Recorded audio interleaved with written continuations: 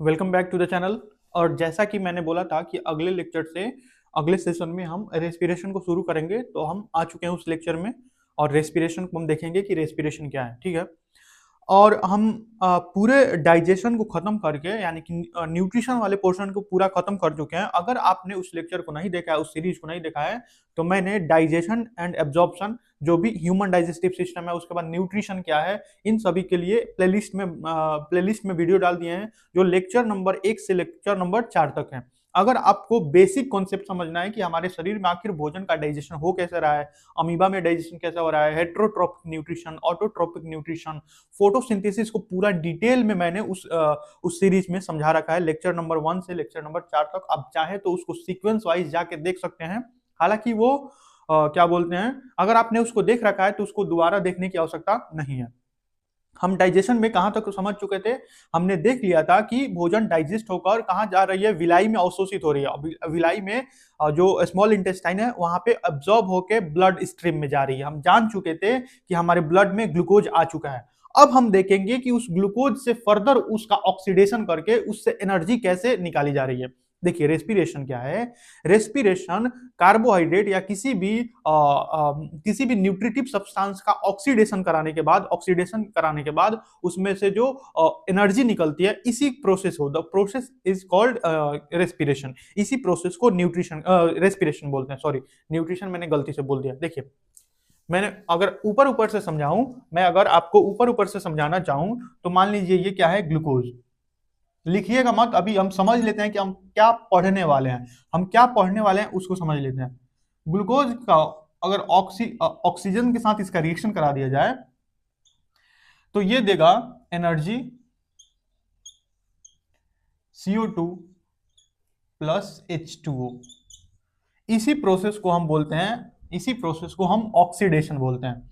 अच्छा, एक और चीज हम देख लेते हैं यहाँ पे फोटोसिंथेसिस को भी देख लेते हैं कि आखिर फोटोसिंथेसिस में क्या होता है।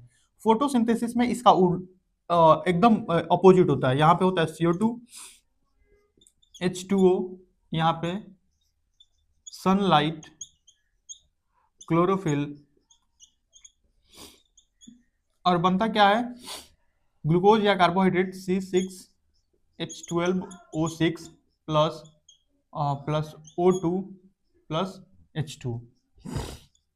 ये सारी चीजें बनती थी। देखिए, कार्बन डाइऑक्साइड इसमें किस किस तरह काम कर रहा है। कार्बन डाइऑक्साइड इसमें रिएक्टेंट के रूप में काम कर रहा है। रिएक्टेंट के रूप में कार्बन डाइऑक्साइड काम कर रहा है, जबकि यहाँ पे रिएक्टेंट कौन है, ग्लूकोज और ऑक्सीजन यहाँ पे रिएक्टेंट है। ग्लूकोज ऑक्सीजन से मिलकर ग्लूकोज का एकदम ब्रेक डाउन होगा, और ग्लूकोज के ब्रेक डाउन के फलस्वरूप, यानी कि उसके बाद क्या बनेगा, एनर्जी मिलेगी। एनर्जी का यूज हम अपने अलग अलग शरीर के अलग अलग कामों में, यानी कि अलग अलग कामों में करेंगे। एनर्जी किस रूप में आएगी, एटीपी के रूप में हमें एनर्जी मिलेगी।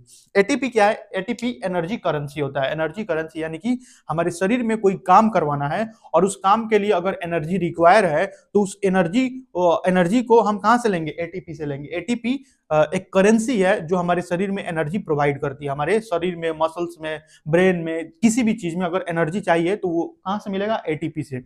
एटीपी टूटेगा और एनर्जी दे देगा, ठीक है।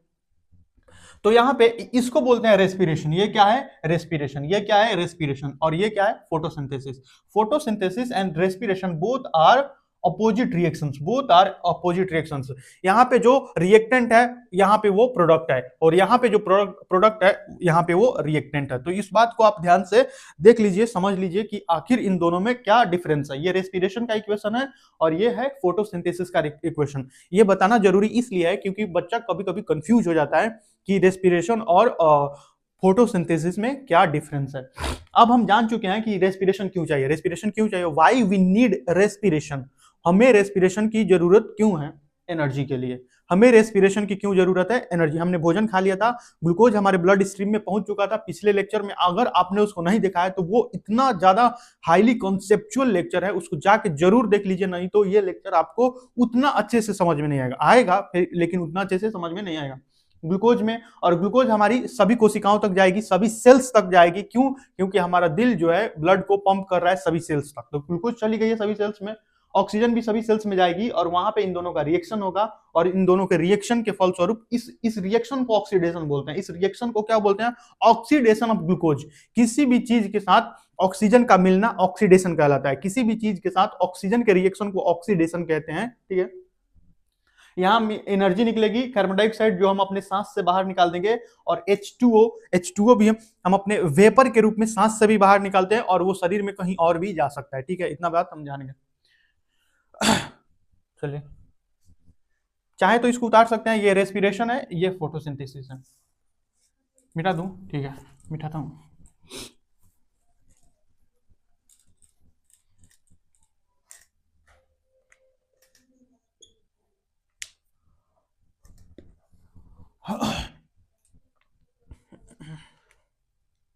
Why do we need respiration? Why organism need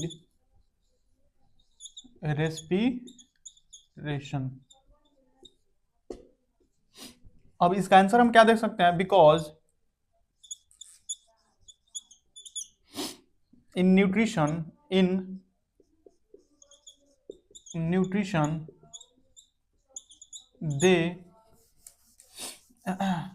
they gained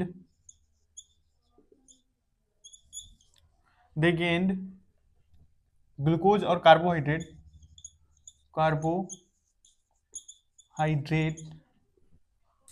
fats, protein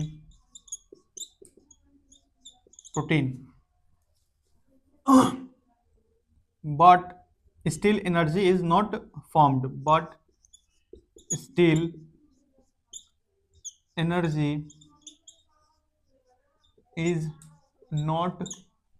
released. In respiration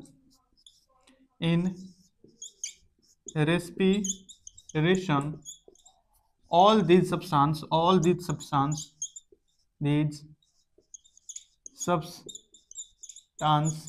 get oxidized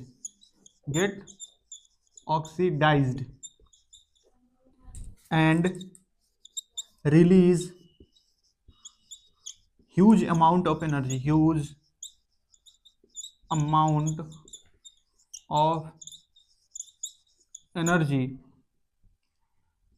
which is used by organism in various life process,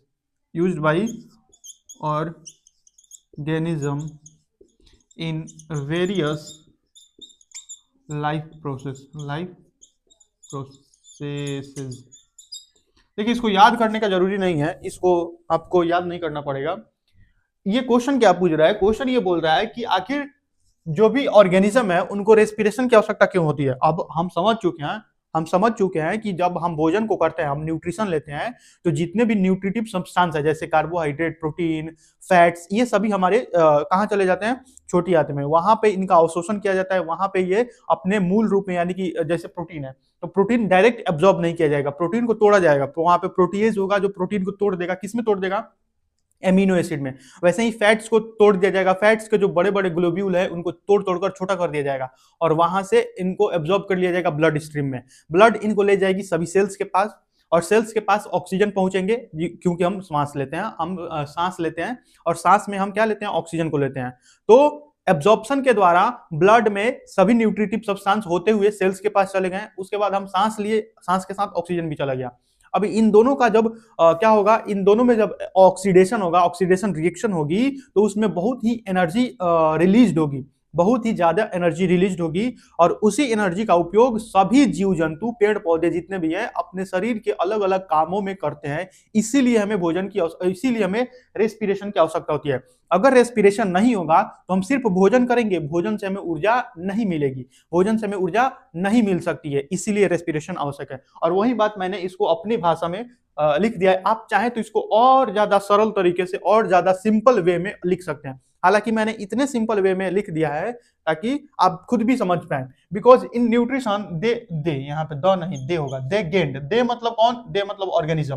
they gained carbohydrate, fats, protein, but still energy it not release. क्यों क्यों energy release नहीं हुआ है still, यानी कि अभी तक उसमें से एनर्जी नहीं निकली है। क्यों? क्योंकि उनका ऑक्सीडेशन नहीं हुआ है। बट इन रेस्पिरेशन, बट यहां पे लगा सकते हैं, but in respiration all these substance कौन कौन सा? कार्बोहाइड्रेट, फैट्स, प्रोटीन्स, ये जो भी है ये दे गेट ऑक्सीडाइज्ड, ये गेट ऑक्सीडाइज यानी कि इनका ऑक्सीडेशन होता है and release huge amount of energy, और ये ह्यूज अमाउंट ऑफ एनर्जी है, और ये जो एनर्जी है which is used by organism, organism के द्वारा यूज किया जाता है वेरियस लाइफ प्रोसेस में, अलग अलग लाइफ प्रोसेस को करने के लिए इसका यूज किया जाता है। इसीलिए so that respiration is required in all organism, respiration all organism में रिक्वायर होता है। ठीक है, तो इसको आप आराम से नोट डाउन कर लीजिए। इधर का दिख रहा है कि नहीं? हाँ, एकदम क्लियरली विजिबल है, आप आराम से लिखिए। मिटाऊं? चलिए मिटाते हैं। अब देखिए, रेस्पिरेशन के बारे में हम समझ चुके हैं कि रेस्पिरेशन क्या होता है, रेस्पिरेशन क्यों जरूरी होता है। अब हम देखेंगे कि रेस्पिरेशन कितने टाइप्स का होता है। रेस्पिरेशन कितने टाइप का होता है?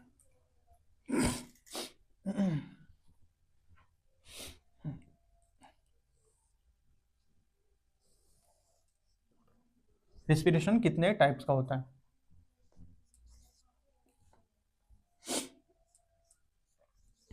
Aerobic respiration,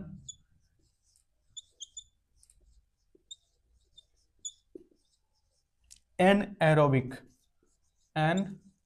aerobic respiration. एक और बात मैं यहाँ पे समझाता चलूँ। देखिए, हम क्लास 10th में हैं और हमारी लिमिटेशन हमको मालूम होनी चाहिए कि हमको क्या पढ़ना है क्या नहीं पढ़ना है। ठीक है, तो क्लास 10th में जो भी रेस्पिरेशन है वो कार्बोहाइड्रेट या ग्लूकोज के संबंध में बताया गया है। कार्बोहाइड्रेट उसमें भी हमें सिंपल कार्बोहाइड्रेट ग्लूकोज के बारे में पढ़ना है। ग्लूकोज जिसका जो फॉर्मूला है वो होता है C6H12O6। ठीक है, ये सिंपल, इससे ज्यादा सिंपल ग्लूकोज क्या ही होगा। ये बहुत इससे भी सिंपल होता है, C5 वाला भी होता है, लेकिन हमें इस सिंपल ग्लूकोज के बारे में पढ़ना है। ये ग्लूकोज का एकदम सिंपलेस्ट स्ट्रक्चर है, सिंपलेस्ट। ये जो है एकदम मोनोमर है। मोनोमर मतलब मैं समझा देता हूँ, आराम से समझिए। मान लीजिए ये मॉलिक्यूल है, ये मॉलिक्यूल है, ये मॉलिक्यूल है, ये मॉलिक्यूल है, ये पॉलीमर है। मतलब इसमें एक से अधिक, दो से अधिक, तीन से अधिक, चार से अधिक, मतलब इसमें एक ही यूनिट जो है, एक ही यूनिट बार बार रिपीट हो रहा है, इसको बोलते हैं पॉलीमर। लेकिन इसी को तोड़ दीजिए तो ये हो जाएगा मोनोमर। मोनोमर मतलब एक। उसी प्रकार ये ग्लूकोज का मोनोमर है, ये कार्बोहाइड्रेट या ग्लूकोज का मोनोमर है। आपके लिए कार्बोहाइड्रेट और ग्लूकोज में कोई अंतर नहीं है, लेकिन इसके बाद में आपको कार्बोहाइड्रेट का अलग डिवीजन पढ़ाया जाएगा कि कार्बोहाइड्रेट कितने प्रकार के होते हैं, वहां पे आप पढ़ लीजिएगा क्लास 11 में। लेकिन यहाँ पे समझ लीजिए कि हमें जो रेस्पिरेशन पढ़ना है वो सिर्फ इनके बारे में पढ़ना है। प्रोटीन को हमको नहीं तोड़ना है, हमको प्रोटीन को तोड़कर, प्रोटीन को और फैट्स को नहीं तोड़ना है। उनको तोड़ने के लिए हमको क्लास 11th में जाना होगा, और क्लास 11th में वहां पे हम रेस्पिरेशन जब पढ़ रहे होंगे तो हम देखेंगे क्रेब्स साइकिल, ग्लाइकोलिसिस पूरा डिटेल में आएगा, और ग्लाइकोलिसिस, क्रेब्स साइकिल वहां पे पढ़ेंगे, इतने डिटेल में पढ़ेंगे कि आप एकदम बहुत ही ज्यादा इंटरेस्टिंग लगेगा आपको पढ़ने में। तो अभी हम सिर्फ नॉर्मल तरीके से इसको तोड़ रहे हैं। हमारे सिलेबस में क्लास 10th में प्रोटीन और क्या फैट्स को तोड़ना नहीं है। ठीक है, इसलिए मैंने बता दिया है ताकि बाद में आप कंफ्यूज नहीं हो जाएं कि बार बार आप ग्लूकोज क्यों लिख रहे हैं, प्रोटीन भी तो है, प्रोटीन को क्यों नहीं तोड़ना है। तो इसीलिए क्योंकि वो हमारे सिलेबस में नहीं है। ठीक है, तो देखिए, एरोबिक रेस्पिरेशन कितने टाइप का है? Aerobic and anaerobic.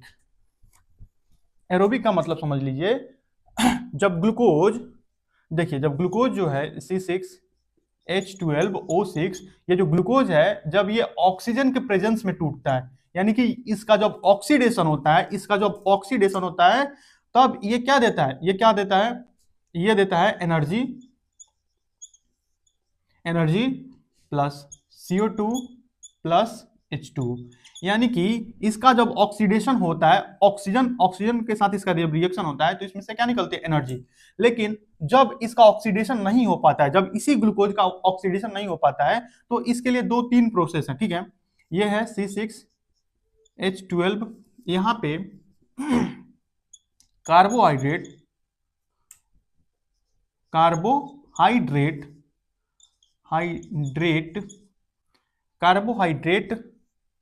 breaks in absence of oxygen, absence of oxygen के एब्सेंस में टूटता है oxygen. In this little amount of energy is released, in this little amount of energy release, यानी कि बहुत कम एनर्जी रिलीज होती है इसमें बहुत कम एनर्जी रिलीज होती है। लेकिन यहाँ पे क्या होता है, यहाँ पे carbohydrate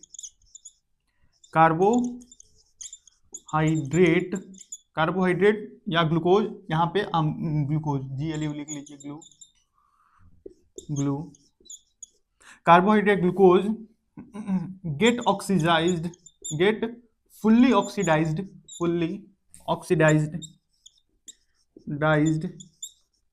in presence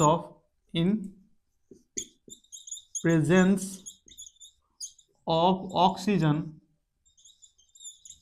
Huge amount of energy released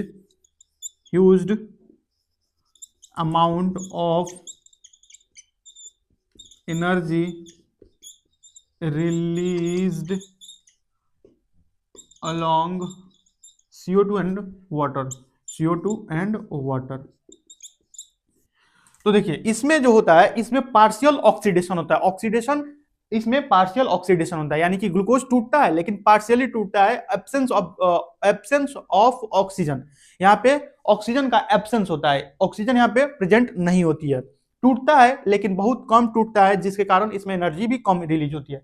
लेकिन यहाँ पे जो ग्लूकोज है वो फुल्ली ऑक्सीडाइज हो जाता है इन प्रेजेंस ऑफ ऑक्सीजन की उपस्थिति में टूटता है, और उसमें जितने भी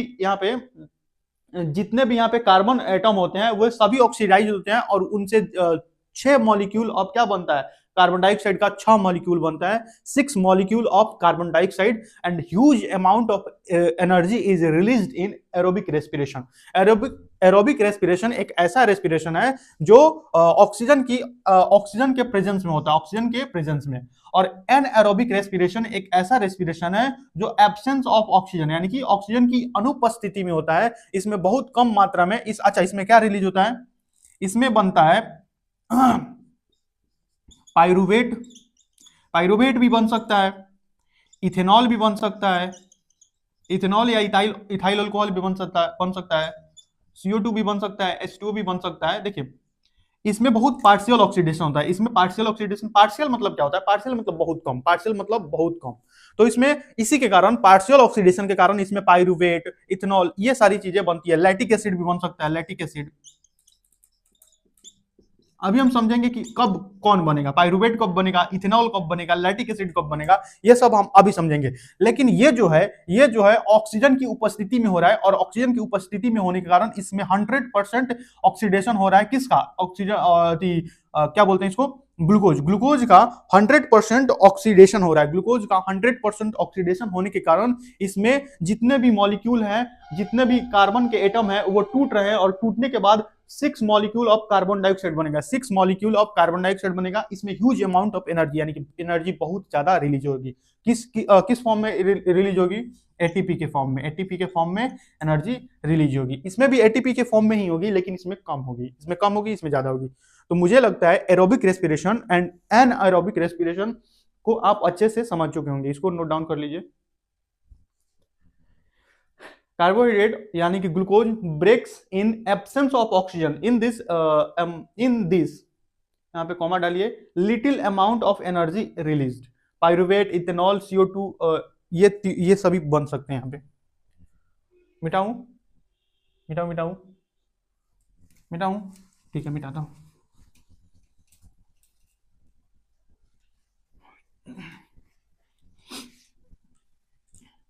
अब देखिए हम देख लेते हैं कि कौन सा कहां हो रहा है, सभी कंडीशन को देख ले रहे हैं।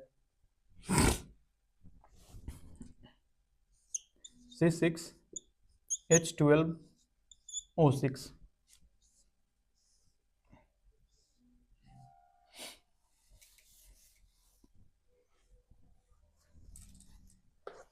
इसको थोड़ा इधर लिखते हैं,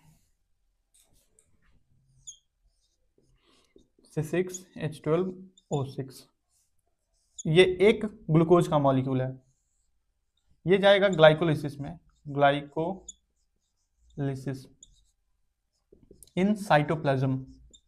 साइटोप्लाज्म क्या होता है ये अगर आपको समझना है तो सेल वाले लेक्चर में जा सकते हैं। देखिए वहां पे मैंने क्या क्या समझाया है, protoplast, protoplasm, cytoplasm, cytosol, cell sap, इन सब में क्या डिफरेंस है, इन सब में क्या डिफरेंस है मैंने वहां पे क्लियरली समझा दिया है कि इन सब में क्या डिफरेंस होता है। तो साइटोप्लाज्म क्या होता है, साइटोप्लाज्म प्लाज्मा मेम्ब्रेन के जो अंदर जो भी होता है उसको साइटोप्लाज्म बोलते हैं, ठीक है। तो साइटोप्लाज्म में ग्लाइकोलिसिस हो रहा है और इसके कारण यहाँ पे दो पाइरुवेट बनेगा, पाइरुवेट। पाइरुवेट 3 कार्बन मॉलिक्यूल है, 3 कार्बन मॉलिक्यूल। ये कौन कितने कार्बन मॉलिक्यूल है, 6 कार्बन मॉलिक्यूल। देखिए इसमें टू प्लस इसमें थोड़ी सी एनर्जी भी रिलीज होगी, इसमें दो पाइरुवेट बनने के साथ, दो पाइरुवेट बनने के साथ इसमें थोड़ी सी एनर्जी भी रिलीज होगी, एनर्जी। ग्लाइकोलिसिस हुआ। अब देखिए पाइरुवेट क्या हो सकता है, पाइरुवेट किस किस में जा सकता है, ईस्ट में चला जाए, उसके बाद किस में चला जाए, ये चला जाए मसल सेल्स में, MUSCLE मसल सेल्स, और ये चला जाए normal sales, normal sales. Sufficient oxygen, sufficient oxygen, oxygen. East में अगर चला जाए तो ईस्ट एक एनएरोबिक ऑर्गेनिज्म है, ईस्ट एक एनएरोबिक, इसमें जो होता है, इसमें क्या होता है, ऑक्सीजन के एब्सेंस में इसमें रेस्पिरेशन होता है, ऑक्सीजन की एब्सेंस में, ऑक्सीजन की एब्सेंस में। तो ईस्ट में पाइरुवेट को किस में बदल दिया जाएगा, इथेनॉल में, इथेनॉल या ethyl alcohol, ethanol plus CO2 plus H2। इसमें लिटिल अमाउंट, क्योंकि ये पार्शियल ऑक्सीडेशन हो रहा है, ये दोनों पार्शियल ऑक्सीडेशन है। ईस्ट में एनारोबिक रेस्पिरेशन होने के कारण इसमें क्या बन रहा है, इथेनॉल, इथेनॉल यही इथाइल अल्कोहल, इसको ही शराब, इसी को शराब के रूप में पिया जाता है। इथेनॉल को इथाइल अल्कोहल भी बनते हैं। ये 2 कार्बन मॉलिक्यूल है, 2 कार्बन में, इसमें 2 कार्बन होते हैं, 2 कार्बन, ठीक है। मसल सेल में अगर इनसफिशिएंट ऑक्सीजन है, इनसफिशिएंट, यहां पे सफिशिएंट, अगर मसल सेल्स में, देखिए मसल सेल्स में भी दो कंडीशन हो सकते हैं, या तो मसल सेल्स के पास पूरा ऑक्सीजन, पर्याप्त ऑक्सीजन है, हम अच्छे से सांस ले रहे हैं, लेकिन मान लीजिए हम बहुत तेज तेज दौड़ रहे हैं और हम इतना तेज दौड़ रहे हैं कि हमारी जो रेस्पिरेशन का रेट है, हम जो सांस लेने की जो गति है, वो उस दौड़ने की गति को मैच नहीं कर पा रही है। यानी कि जब हम दौड़ रहे हैं उस समय हमको ऑक्सीजन की आवश्यकता क्या होती है, जल्दी जल्दी हम बहुत जल्दी ब्रीदिंग करने लगते हैं, क्या करने लगते हैं, बहुत जल्दी ब्रीदिंग। लेकिन मान लीजिए हम उस समय थोड़ा सा ब्रीदिंग कम कर दें तो होगा ये कि हमारे जो मसल सेल्स में ऑक्सीजन की मात्रा थोड़ी सी कम हो जाएगी, ऑक्सीजन की मात्रा थोड़ी सी कम हो जाएगी। और उस समय जब पाइरुवेट टूट रहा होगा, उस समय जब पाइरुवेट टूट रहा होगा तो वो CO2 में नहीं बदलेगा, एनर्जी में डायरेक्ट कन्वर्ट नहीं होगा, वो कन्वर्ट हो जाएगा लैक्टिक एसिड में। किस में कन्वर्ट हो जाएगा, लैक्टिक एसिड। इसमें क्या बन जाएगा, लैक्टिक एसिड, लैक्टिक एसिड। इसमें क्या बन जाएगा, लैक्टिक एसिड। और ये मसल क्रैम्प में इसी का जिम्मेदार होता है, क्रैम्प। अगर आपकी मांसपेशियां दौड़ने के बाद दुख रही हैं, तो इसका मतलब क्या हुआ, आपके मसल्स में लैक्टिक एसिड बना हुआ है। हालांकि ये लैक्टिक एसिड फिर से किस में बदल जाएगा, फिर से ये और ज्यादा ऑक्सीडेशन करने के बाद ये कार्बन डाइऑक्साइड एनर्जी और रिलीज कर देगा, लेकिन अभी के लिए ये लैक्टिक एसिड में बदल चुका है, लैक्टिक एसिड, ठीक है। और नॉर्मल सेल्स में क्या होगा, नॉर्मल सेल्स में वही, यहाँ पे क्या है, सफिशिएंट ऑक्सीजन है, यानी कि ऑक्सीजन की पर्याप्त मात्रा मौजूद है, ऑक्सीजन की पर्याप्त मात्रा मौजूद है। तब क्या होगा, तब pyruvate CO2 plus H2O plus energy. देखिए एनर्जी सब में मिलेगी, एनर्जी तो सब में मिलेगी, यहाँ पे एनर्जी लिख लीजिए, एनर्जी सब में मिलेगी, लेकिन इसमें एनर्जी ज्यादा मिलेगी, इसमें एनर्जी ज्यादा मिलेगी। 3 कंडीशन है, देखिए ध्यान से सुनिए। ये ग्लूकोज सभी खाते हैं, सभी ग्लूकोज खा रहे हैं, ठीक है, ग्लूकोज सभी ने लिया। ग्लाइकोलिसिस साइटोप्लाज्म में होता है, ये सब में कॉमन स्टेप है, ये सब में common in every organism, common in every organism. ये तो सब में कॉमन होगा। क्यों? क्योंकि साइटोप्लाज्म ग्लाइकोलिसिस के लिए ये एक मतलब इसमें ऑक्सीजन की आवश्यकता नहीं होती है, इसमें ग्लाइकोलिसिस में ऑक्सीजन की आवश्यकता नहीं होती है। होने या नहीं होने से उसको कोई फर्क नहीं पड़ता है, ग्लाइकोलिसिस तो हो जाएगी। ग्लाइकोलिसिस में ऑक्सीजन की आवश्यकता नहीं है, ग्लाइकोलिसिस ऑक्सीजन के बिना भी हो रही है। और यहाँ पे एक ग्लूकोज का मॉलिक्यूल दो पाइरुवेट के मॉलिक्यूल में टूट रहा है। एक ग्लूकोज का मॉलिक्यूल दो पाइरुवेट के मॉलिक्यूल में टूट रहा है। और यहाँ पे देखिए ग्लूकोज क्या होता है, ग्लूकोज के पास 6 कार्बन होते हैं। ग्लूकोज के पास 6 कार्बन होते हैं। कितने कार्बन होते हैं? 6 कार्बन। और ये जो 6 कार्बन का आइटम है, तीन तीन कार्बन के दो मॉलिक्यूल में टूट जा रहा है। तीन तीन कार्बन के दो मॉलिक्यूल में टूट जा रहा है। देखिए यहाँ पे दो मॉलिक्यूल बन रहे हैं और एक एक के पास कितने कितने कार्बन है? एक एक के पास तीन तीन कार्बन है। ठीक है, यहां तक समझ चुके हैं। इसमें एनर्जी कम होती है, कम कम बनती है, इसमें एनर्जी थोड़ी सी कम बनती है। अब देखिए कुछ ऐसे भी जंतु हैं जिनका इतना से काम चल जाएगा, जिनका इतना से काम चल जाएगा, उनको कम ही एनर्जी चाहिए, वो बहुत ज्यादा एक्सटेंसिव वर्क नहीं करते हैं, तो उनका पाइरुवेट से भी काम चल जाएगा, वो पाइरुवेट तक खुश है। लेकिन मान लीजिए जैसे हम लोग हैं तो हमें एनर्जी की बहुत ही ज्यादा रिक्वायरमेंट है। जैसे पेड़ पौधे जीव जंतु, अलग अलग जीवों में एनर्जी की रिक्वायरमेंट अलग अलग होती है। तो इसीलिए पाइरुवेट आगे भी टूट सकता है, इसका फर्दर और ऑक्सीडेशन हो सकता है। ईस्ट में इसका ऑक्सीडेशन जब होता है, ईस्ट में इसका जब ऑक्सीडेशन होता है तो इथेनॉल बनता है। इथेनॉल, एब्सेंस ऑफ ऑक्सीजन, इसमें एब्सेंस, यहाँ पे absence of oxygen, absence of oxygen, O2 यहाँ पे एब्सेंट होता है। और O2 की अनुपस्थिति में ये जो पाइरुवेट है इथेनॉल में टूट जाता है। किसमें टूट जाता है? इथेनॉल। और कार्बन डाइऑक्साइड, ये 2 कार्बन मॉलिक्यूल है, एक कार्बन यहाँ पे चला गया और 2 कार्बन यहाँ पे, यानी कि ये पाइरुवेट उसमें चला गया। उसके बाद इसमें H2O भी रिलीज होती है। ठीक है, H2O। मसल सेल्स में क्या होता है, अगर मसल सेल्स में इनसफिशिएंट ऑक्सीजन है तो लैक्टिक एसिड बन जाएगा, इसमें भी एनर्जी बनेगी। एनर्जी तो सब में बनेगी लेकिन कम, एनर्जी सब में बनेगी कम, इसमें बहुत ही ज्यादा एनर्जी बनेगी, इसमें कम कम, इसमें भी बनेगी कम। ठीक है, इतना बात आप ध्यान से। और आपके मन में अगर ये सवाल आ रहा है कि अगर मसल सेल्स के पास अगर मसल सेल्स को सफिशिएंट अमाउंट ऑफ हम ऑक्सीजन दे दें तब क्या होगा, तब वो उसमें भी नॉर्मल तरीके से ही एनर्जी बनने लगेगी, उसमें भी नॉर्मल तरीके से ही एनर्जी बनने लगेगी अगर हम मसल सेल्स को सफिशिएंट अमाउंट ऑफ ऑक्सीजन दे दें तब। ठीक है, मुझे लगता है कि आपको ये पूरे का पूरा डायग्राम समझ में आ गया होगा। ये जो कार्बन से लेकर यहां तक का आपको डायग्राम, मतलब ये भी जो फ्लोट चार्ट है वो आपको अच्छे से समझ में आ गया होगा। इसको हम ग्लाइकोलिसिस बोलते हैं। Glycolysis is a common step in every organism. In glycolysis 6 carbon क्या बोलते हैं, 6 कार्बन का जो ग्लूकोज है वो टूट जाता है दो पाइरुवेट में, और जो पाइरुवेट होता है वो 3 कार्बन मॉलिक्यूल है, 3 कार्बन मॉलिक्यूल। इसमें low amount of energy is released, low amount of energy is released. Pyruvate can be further oxidized in yeast muscle cells, normal cells. Pyruvate can be oxidized in yeast, muscle cells, normal cells. In yeast, pyruvate converted into ethanol CO2H2O. Ethanol CO2H2O. In this oxidation, low amount of energy is released.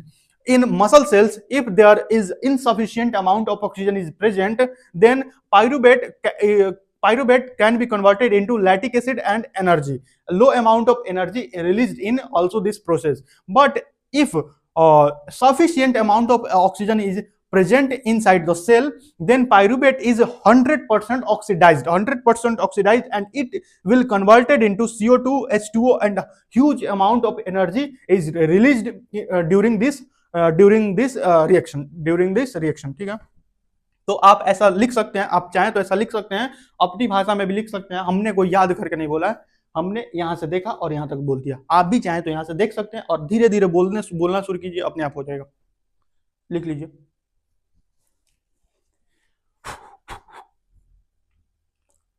देखिए अभी हम extensive work कर रहे हैं तो हमारे sales में जो ग्लूकोज होंगे वो जल्दी जल्दी टूट रहे होंगे, इसीलिए हमको बहुत ज्यादा ऑक्सीजन की रिक्वायरमेंट है। इसीलिए अब क्या होगा, इस समय मेरा दम फूल सकता है। क्यों? क्योंकि हमको ऑक्सीजन की हाई अमाउंट ऑफ ऑक्सीजन की रिक्वायरमेंट है। अगर हम उतना ऑक्सीजन नहीं लें तो मेरा ब्रेन सिग्नल देगा कि जल्दी जल्दी ऑक्सीजन लो, और इस समय हमको ऐसा हो सकता है, हुआ नहीं है क्योंकि हम ऑक्सीजन ले भी रहे हैं, नाक से सांस ले भी रहे हैं। आपको आवाज नहीं आ रही होगी लेकिन हम नाक से सांस तो ले ही रहे हैं, बिना सांस लिए हम कैसे जिंदा रह सकते हैं?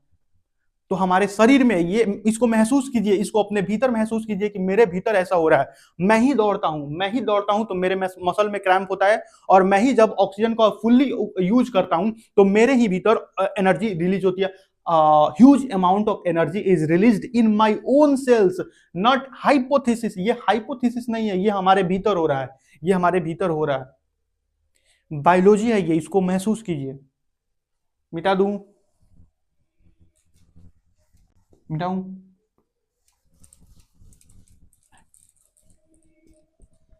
देखिए, अब एनसीईआरटी में तो बहुत कम दिया है, लेकिन मैं इसको फिर भी डिटेल में पढ़ाऊंगा। एनसीईआरटी में ऐसा दिया है कि लग रहा है कुछ है ही नहीं, रेस्पिरेशन में कुछ है ही नहीं, 2-3 पन्ना खत्म। अब हम यहाँ पे, अच्छा हाँ, एक और बात हम देख लेते हैं अलग अलग जीवों में, जैसे अमीबा देख लेते हैं। अमीबा, ठीक है, अमीबा ये हम अपने से देख रहे हैं कि क्या हो रहा है अमीबा। हम डिफ्यूजन पढ़ चुके हैं सेल वाले चैप्टर में, अगर आपको डिफ्यूजन पढ़ना है तो आप जाइए वहां पे जरूर पढ़ लीजिए। अगर आपने सेल वाले चैप्टर को नहीं पढ़ा है, इसीलिए मैंने क्लास 10th को पढ़ाने से पहले सेल चैप्टर को पढ़ा दिया कि हो सकता है किसी बच्चा का सेल चैप्टर छूट गया हो 9th में, तो वहां पे आप जाके पढ़ लीजिए। लेकिन यहाँ पे देख लीजिए, अगर आपको डिफ्यूजन आता है तो मान लीजिए ये अमीबा जी हैं, ठीक है, इन्होंने खाया, इन्होंने भोजन किया, पचा वचा लिया, इन्होंने भोजन को डाइजेस्ट करके क्या बना दिया, ग्लूकोज C6H12O6। यहाँ पे न्यूक्लियस नहीं बना रहा हूं क्योंकि हमको यहाँ पे रिएक्शन दिखाना है। तो होगा ये कि हम जानते हैं अगर high amount of oxygen is present outside of the cell, it will diffuse inside the cell due to concentration gradient. यानी कि अगर सेल के बाहर अत्यधिक मात्रा में ऑक्सीजन उपस्थित है, सेल के बाहर अगर अधिक ऑक्सीजन है और सेल के भीतर कम ऑक्सीजन है, तो ये क्या हो गया, अपने अधिक सांद्रता से कम सांद्रता की ओर, अधिक सांद्रता से कम सांद्रता की ओर डिफ्यूज कर जाएगा, विसरण की क्रिया द्वारा आ जाएगा। तो ये आ गया। इससे क्या बनेगा, एनर्जी H2O, पानी ये अब खुद ही यूज कर सकता है या चाहे तो बाहर भी भेज सकता है, ये एनर्जी है, ई मतलब एनर्जी, प्लस क्या बनेगा, CO2। अब देखिए CO2 सेम प्रोसेस के द्वारा बाहर भेज दिया जाएगा, यानी कि CO2 इसमें अगर CO2 एक्यूमुलेट होगा, CO2 इसमें अगर अधिक होने लगेगा तो इसमें CO2 का कॉन्सेंट्रेशन ज्यादा होगा, और उसी तरह से डिफ्यूजन की क्रिया द्वारा CO2 को बाहर निकाल दिया जाएगा। तो आप इसको भी लिख सकते हैं, इसको भी बना सकते हैं। अमीबा में क्या हो रहा है, अमीबा में डिफ्यूजन से थ्रू, अमीबा में क्या बोलते हैं, अमीबा में जो भी क्या बोलते हैं, ब्रीदिंग या जो भी बोल लीजिए, इसको डिफ्यूजन के थ्रू होता है, डिफ्यूजन। अमीबा में श्वसन की क्रिया डिफ्यूजन के थ्रू होती है। Respiration is facilitate bye diffusion के थ्रू, डिफ्यूजन के थ्रू फैसिलिटेट की जाती है। डिफ्यूजन हम डिटेल में पढ़ चुके हैं सेल वाले चैप्टर में, प्लेलिस्ट में आप जाके चेक कर सकते हैं। मैं थोड़ा इंक डाल लेता हूं, तब तक आप इसको नोट डाउन कीजिए। अभी हम मछली के बारे में भी देख लेते हैं, मछली में कैसा ऑक्सीजन होता है, सॉरी मछली में रेस्पिरेशन कैसे होता है। कभी कभी बोलते बोलते ना वर्ड इधर से उधर हो जाता है।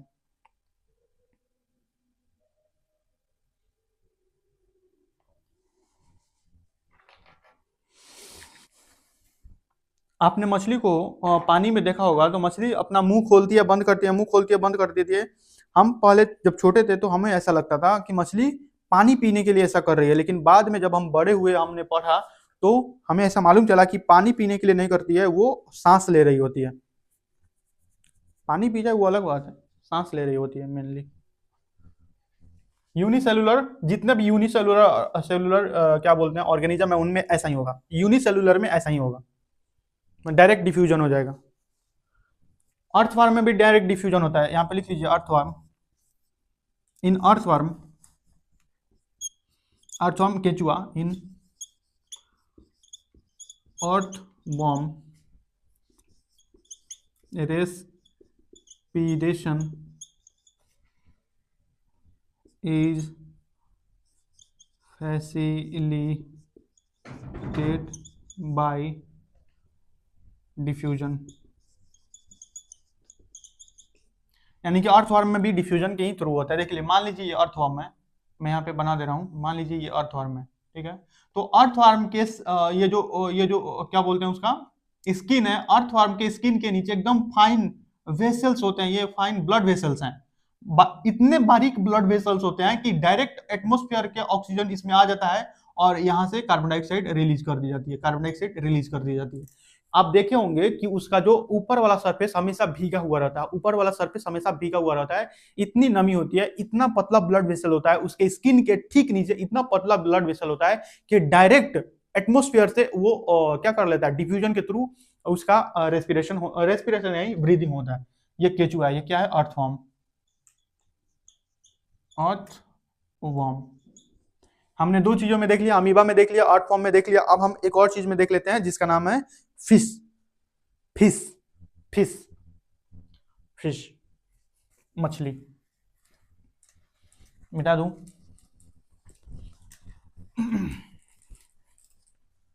देखिए मछली में समझिएगा, आप आराम से समझिएगा। मछली में हम जानते हैं कि मछली में गिल्स के थ्रू होती है।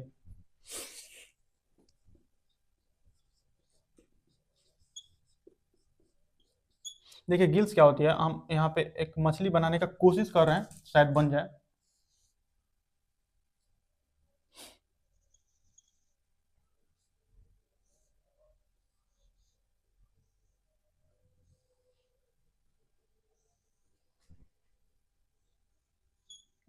छोड़िए, प्लेन बन गया शायद, लेकिन हमको यहाँ पे समझाना क्या है। यहाँ पे होता है, ये मछली हो गई, यहाँ पे इसका माउथ हो गया, ठीक है, माउथ हो गया, इसका माउथ हो गया, और यहाँ पे होता है इसका गिल्स, यहाँ पे होता है गिल्स, यहाँ पे होता है गिल्स, और गिल्स में ब्लड वेसल्स पाई जाती हैं। Gills gills having having having very thin walled blood vessels, यानी कि इनकी जो खून की नलियां होती हैं वो बहुत पतली पतली होती हैं, वो इतनी पतली होती हैं कि डायरेक्ट उसमें ऑक्सीजन डिफ्यूजन के थ्रू जा सकता है, इतनी पतली होती हैं कि डायरेक्ट ऑक्सीजन के थ्रू उसमें डायरेक्ट डिफ्यूजन के थ्रू उसमें ऑक्सीजन जा सकता है, डायरेक्ट डिफ्यूजन के थ्रू उन ब्लड वेसल्स में, किसमें गिल्स में। ये क्या है, गिल्स।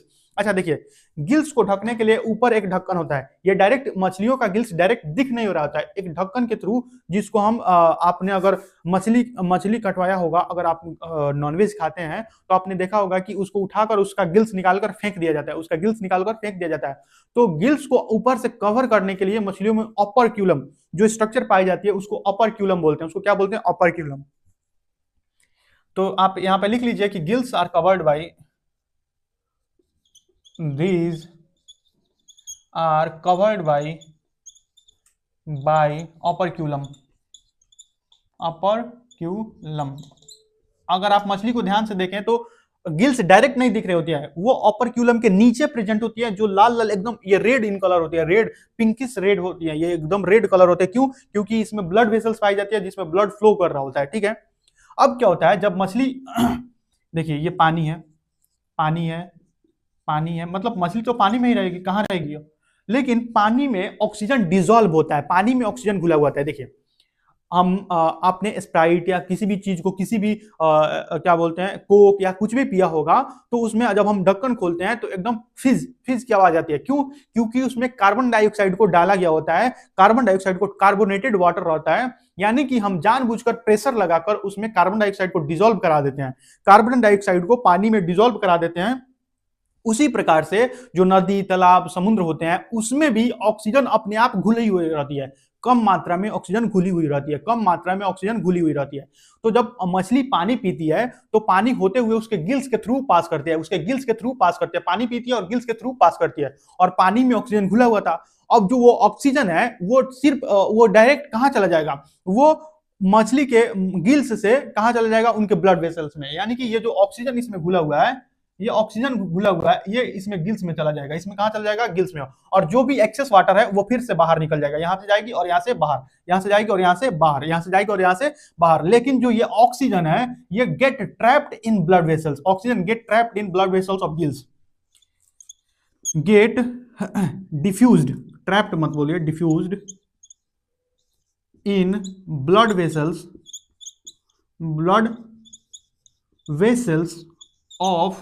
Of gills. यानी कि गिल्स में जो ब्लड वेसल्स हैं, फाइन ब्लड वेसल्स हैं उसमें ऑक्सीजन घुल जाएगा, उसमें ऑक्सीजन चला जाएगा और मछली के ब्लड सर्कुलेशन यानी कि मछली के ब्लड में चला जाएगा। और जैसे हमारे भीतर रेस्पिरेशन हो रहा था, ग्लूकोज टूट रहा था, उसी प्रकार से ऑक्सीजन उसमें चला जाएगा और वहां पे भी ग्लूकोज वैसे ही टूटेगा, वहां पे ग्लूकोज टूटेगा, मछली को एनर्जी मिलेगी। हमारा काम यह है कि हम समझ लें कि ऑक्सीजन जा कहाँ रही है। फिर पानी कहाँ जा रही है, पानी यहाँ से जा रही है और पानी गिल्स के थ्रू बाहर निकल जाएगी।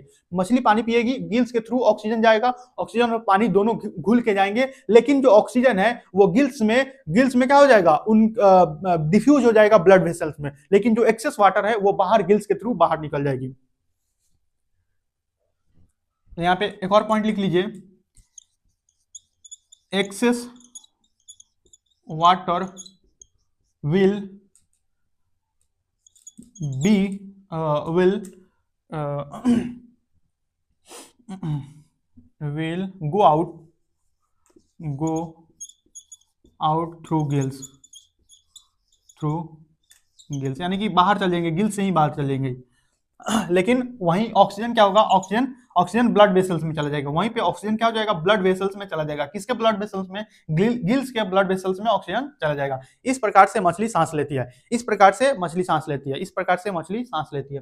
और इसी के कारण मछली को पानी के उल्टी धारा में तैरना पड़ता है कि पानी डायरेक्ट उनके मुंह में जाए, नहीं तो मछली अगर धारा के साथ साथ ही बहती जाएगी तो पानी को उसको पीने में बहुत मुश्किल हो जाएगा, उसको पानी को क्या करने में, पानी को पीने में, मुंह खोलने में मुश्किल होने लगेगा, क्योंकि वो धारा के साथ बहती जा रही है, उसको पानी को खींचना पड़ेगा। लेकिन अगर ये धारा के उल्टा बहे, अगर इधर से धारा आ रही है और मछली इधर से जा रही है, तो पानी इसके डायरेक्ट मुंह में चला जाएगा और ऑपरक्यूलम यानी कि गिल्स से होते हुए बाहर निकल जाएगी और ऑक्सीजन उसके गिल्स से होते हुए उसके ब्लड वेसल्स से होते हुए उसके ब्लड सर्कुलेशन में चली जाएगी। तो हमने देखा कि कैसे गिल्स कैसे मछलियों को मदद कर रही है किसमें, सांस लेने में।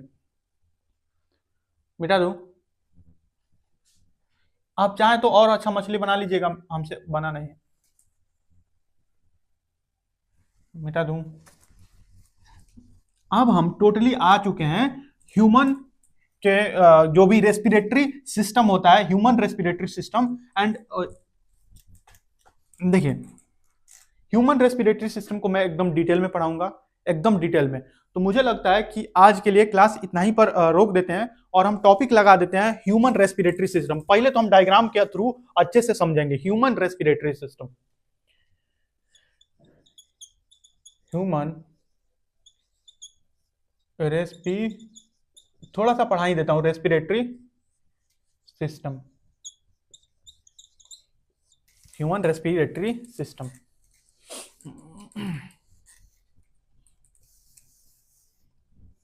Human respiratory system. अब हम ह्यूमन रेस्पिरेटरी सिस्टम को इतने डिटेल में पढ़ेंगे कि आप सोच भी नहीं पाएंगे। आप एकदम एकदम अच्छे से पढ़िएगा, आपको एकदम रत्ती भर भी थोड़ा सा भी प्रॉब्लम नहीं होगा। अगर मैं बायो पढ़ा रहा हूं तो आप इतना कॉन्फिडेंस रखिए कि आपका एक भी कॉन्सेप्ट छूटेगा नहीं। अगर कॉन्सेप्ट छूट रहा है तो अगर आप बोलेंगे तो मैं दोबारा पढ़ा भी दूंगा। कॉन्सेप्चुअल स्टडी कीजिए, कॉन्सेप्ट बना लीजिएगा, उसके बाद बायो आप खूब पढ़िए, ठीक है।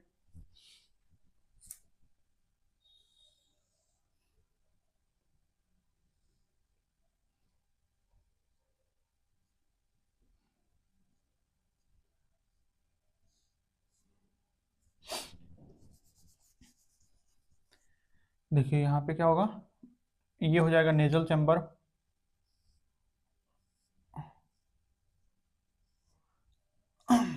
अब एक और बात, यहाँ पे हम इसोफेगस को नहीं बनाएंगे, यहाँ पे हम डायरेक्ट किसको बनाएंगे, यहाँ पे हम डायरेक्ट बनाएंगे अपने, ये तो टंग है,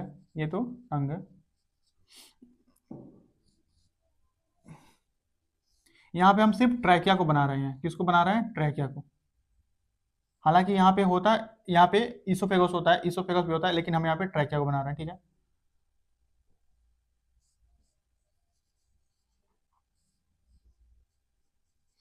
ये हमारा टंग है,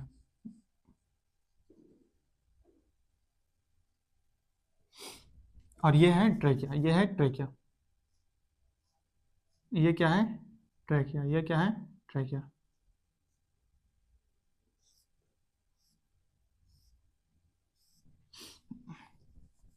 ये क्या है, ट्रैकिया। ये है क्या, लंग्स, ये है क्या, लंग्स। ये है क्या, लंग्स। आराम से डायग्राम को एकदम धीमे धीमे आराम से बनाइए, ये बहुत सारी वेसल्स में बढ़ जाएंगी।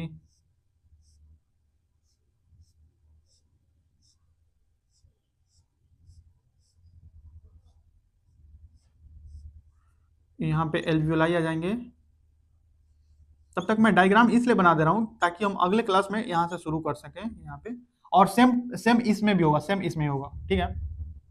तो देखिए ये ट्रैकिया है, ट्रैकिया ट्रैकिया दो भाग में बढ़ रही है, प्राइमरी ब्रोंकाई, उसके बाद ब्रोंकॉस, इनिशियल इनिशियल इनिशियल ब्रोंक्यूल्स, उसके बाद सेकेंडरी ब्रोंक्यूल्स, टर्मिनल ब्रोंक्यूल्स, इस तरह से बहुत सारी चीजें होती हैं।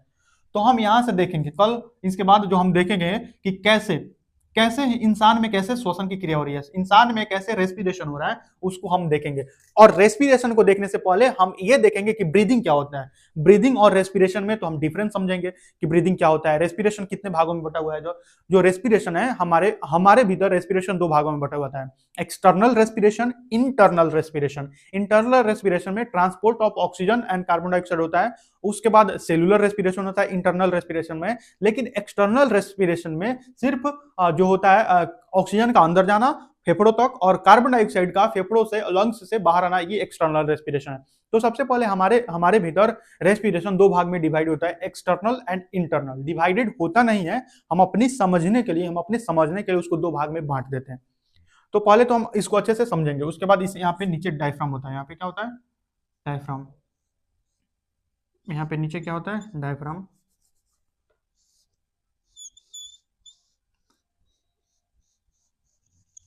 क्या है ये, डायफ्राम।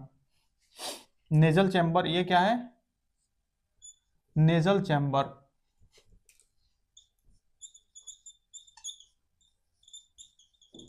नेजल चैम्बर ये है, ये क्या है, एपिग्लॉटिस।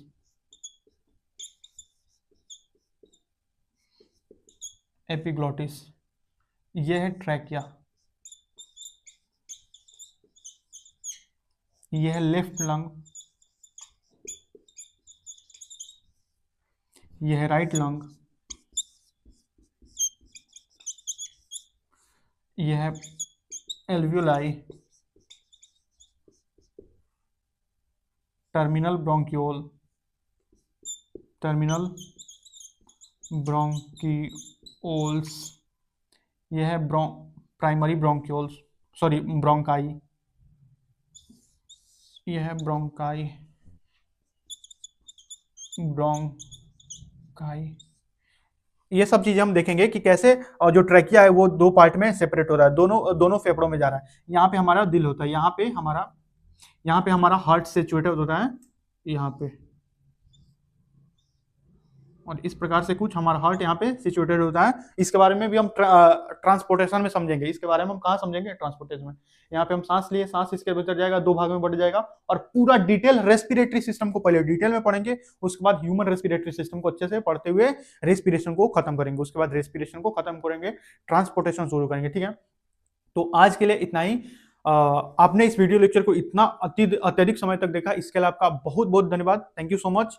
पढ़ते रहिए, खुश रहिए, स्वस्थ रहिए। बाय।